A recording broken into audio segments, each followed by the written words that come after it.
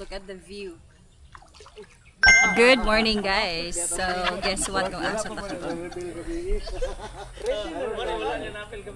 I love Lake Carolina. Ata diri sa Carolina Lake, guys, with the team.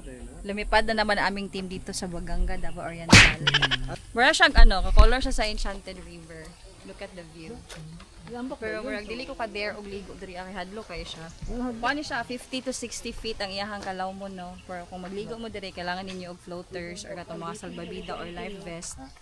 Kay medyo delikado siya diri So naa sila sign dito nakabutang swim at your own risk.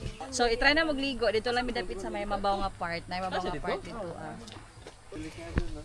Let's go, maligo na ta.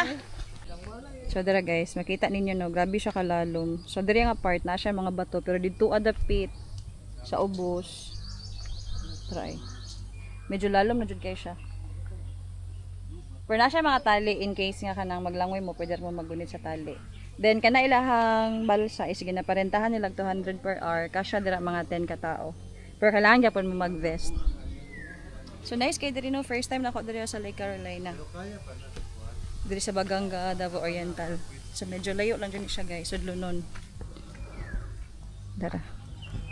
Nay mabaw nga part diri. So diri lang ta magligo kay more makaya sa ko ang kaisog. Dara guys. Nice kay siya diri.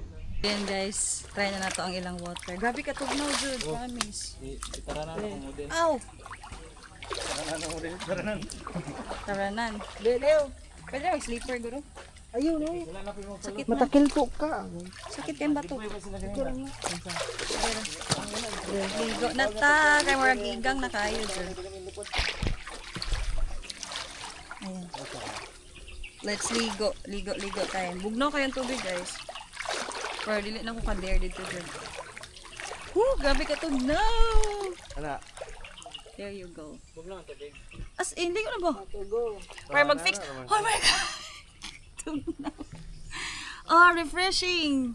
Grabe ka refreshing sa tubig, guys. Kana pa din. Go.